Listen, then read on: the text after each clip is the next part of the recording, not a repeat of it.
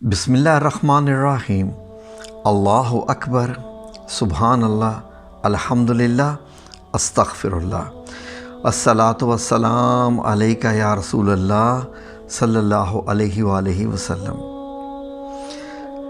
नाज़रीन, जब से इंसान दुनिया में आया है, ख्वाह वो पहला अकेला इंसान था या उसके बाद, रूह का और जिस्म का रिश्ता, ये एक ऐसा टॉपिक है जिस पे बात होती आ रही है और लोग इतने कंफ्यूज रहे इस मामले में, ऐसी ऐसी सोचों में पड़े कि जब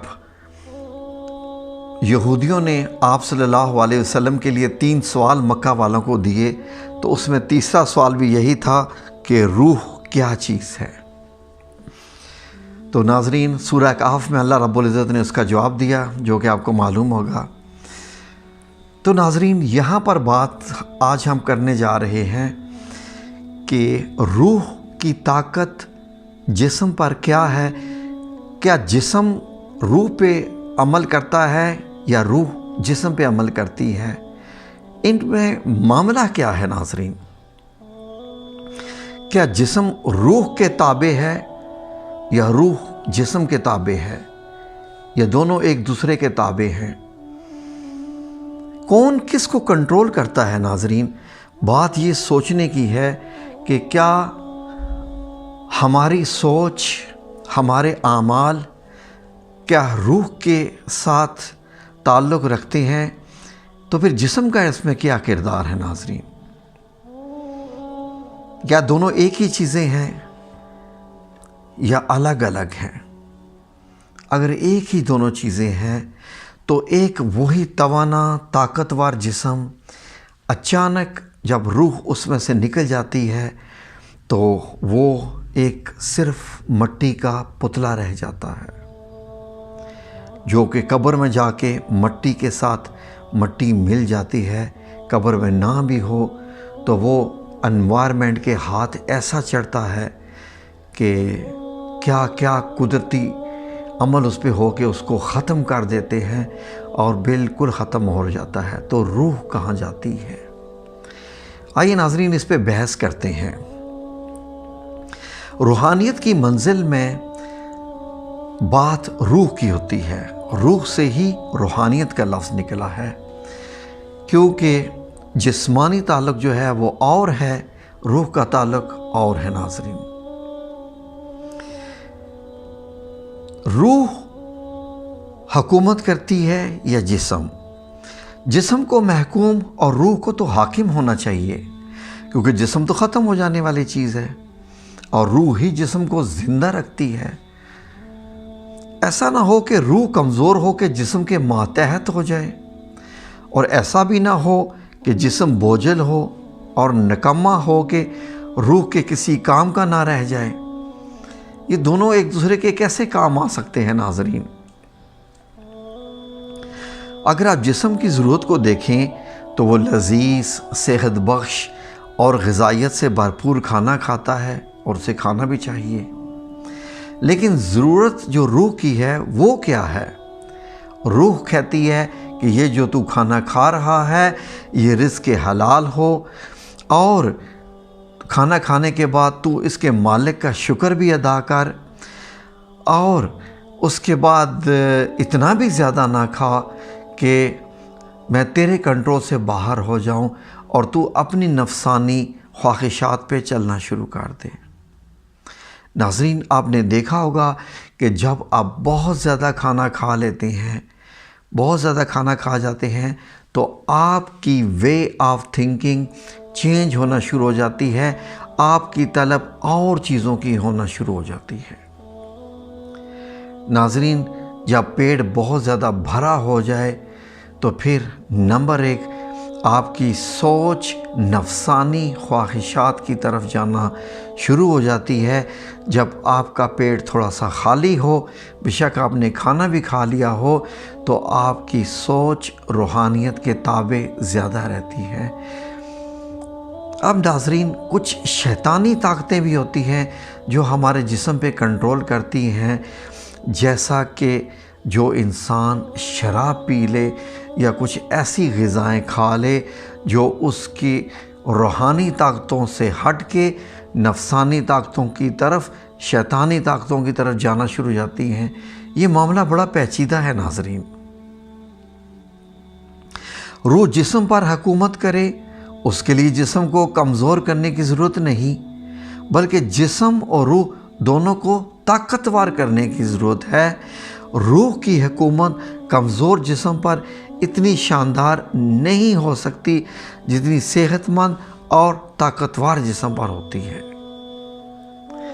روح کی حکومت کسی کی جسمانی وجود پر ہو۔ بہرحال ناظرین یہ ہے کہ فار ایگزامپل اگر آپ کو اسلام میں جہاد کی ضرورت ہے، روح ہمیں جہاد کرنے پر آمادہ کرے، کیونکہ روح کا تعلق اس سے ہے۔ میں بھی آپ کو بتاتا ہوں، اگر جسم بالکل کمزور ہوگا، جو تلوار بھی نہ اٹھا سکے، تو وہاں پر روح جو ہے اس کی جو سوچ ہے وہ محدود ہونا شروع ہو جاتی ہے کہ تو لڑنے کے لائق نہیں ہے، تو جہاد کرنے کے لائق نہیں ہے۔ پھر بھی کسی حد تک وہ جاتا ہے تو جاتا ہے۔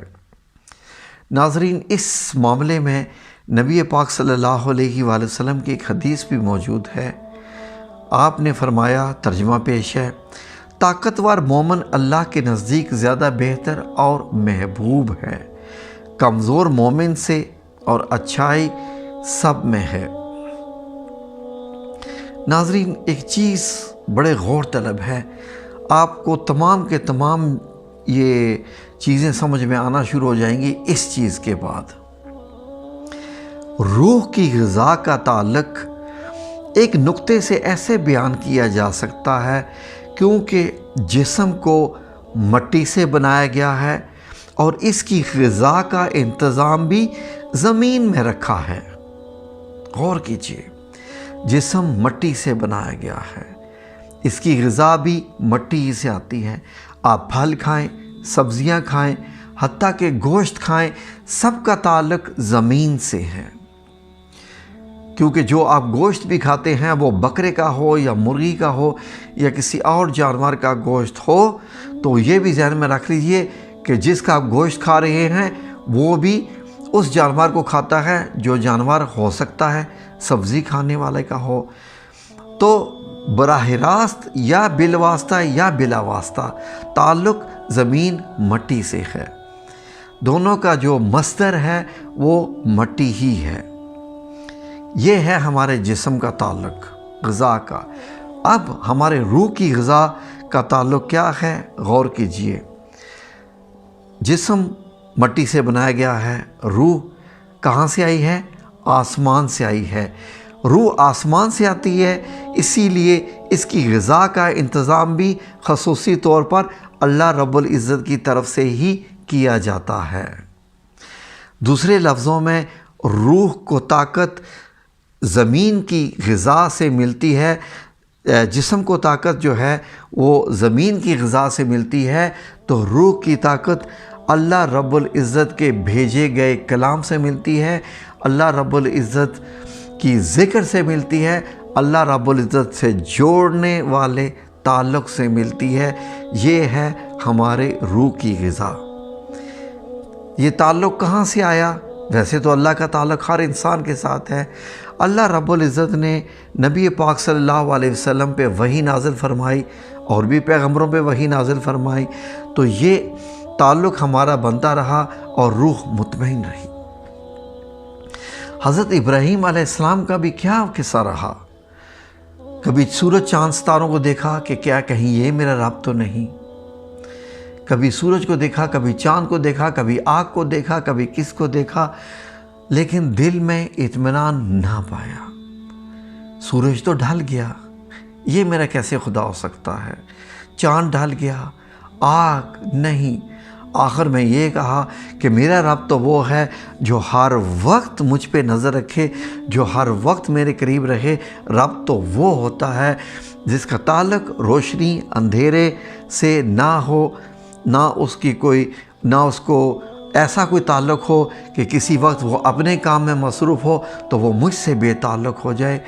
روح کا تعلق، اللہ سے تعلق ایسا ہے جو ہر وقت کا ہے۔ میں اس کو سوچوں نہ سوچوں وہ مجھے سوچ رکھتا ہو۔ میرا رب تو وہ ہے۔ ناظرین، روح کو طاقت پہنچانے کے دو طریقے ہو سکتے ہیں۔ دیکھیں، ایک یہ کہ انسان کو روحانی غذا ملے۔ ہم اس چینل پہ ہمیشہ روحانیت کی بات کرتے ہیں۔ کبھی ہم اللہ الصمد کا ذکر دیا، کبھی ہم نے حسبنا اللہ و نعم الوکیل کا ذکر دیا، کبھی لا الہ الا انت سبحانک انی کنت من الظالمین کا ذکر دیا، کبھی یا سلام یا مومن یا اللہ کا ذکر دیا، کبھی یا رحمان یا رحیم یا کریم کا ذکر دیا، کبھی لا حول ولا قوت الا باللہ کا ذکر دیا، کبھی ان ربی علی کل شیء حفیظ کا ذکر دیا، کبھی ان ربی علی کل شیء قدیر کا ذکر دیا، کبھی یا ولی، کبھی یا والی، کبھی یا نصیر، کبھی یا ذوالجلال والاکرام، کبھی یا حی یا قیوم، کبھی یا محیو کا ذکر دیا، کبھی یا صبور کا ذکر دیا، کبھی یا رزاق کا ذکر دیا۔ ناظرین، ہم نے اللہ رب العزت کی بہت ساری صفات کو پکارا کہ ہماری روح میں یہ صفات آ کے ڈھل جائیں، ہمارا ایک حصہ بن جائیں، تاکہ ہماری روح کو یہ غذا ملتی رہے۔ ناظرین، آج کل رمضان چل رہا ہے اور یہ باقاعدہ طور پر ایک روحانی تربیت کا معاملہ چل رہا ہے۔ رمضان بیسیکلی ہے ہی روحانی تربیت۔ کیسی روحانی تربیت ہے؟ ویڈیو کے اگلے حصے میں ہم آپ کو بتائیں گے کہ روحانی تربیت رمضان سے کیسی ہے۔ جیسے ذکر روح کی غذا ہے اور روزہ روح کی جو ہے وہ تربیت ہے، نماز میں غذا بھی ہے اور ریاضت بھی ہے وغیرہ وغیرہ۔ خاص بات یہ ہے کہ انسان کی روح کے لیے یہاں غذا بھی میسر ہے اور تربیت بھی مہیا ہے۔ اگلی ویڈیو میں ہم آپ کو مزید بتائیں گے کہ روزے کا معاملہ روحانی تربیت کے ساتھ کیا ہے۔ بات تو بھوکا رہنے کی ہے، جسم کو غذا سے دور کرنے کی ہے، تو روحانی تربیت یہاں کہاں سے آ گئی؟ بہت سوچنے اور سمجھنے کی بات ہے۔ انشاءاللہ ملیں گے اگلی ویڈیو میں، انتظار کیجئے۔ جزاکم اللہ خیر۔ اللہ آپ سب لوگوں کو اللہ کا ذکر کرنے کی زیادہ سے زیادہ توفیق عطا فرمائے، تاکہ آپ کو پتہ چلے کہ اللہ کے ذکر سے روحانی تربیت کیسے ہوتی ہے۔ آمین یا رب العالمین، بے رحمتک یا ارحم الراحمین۔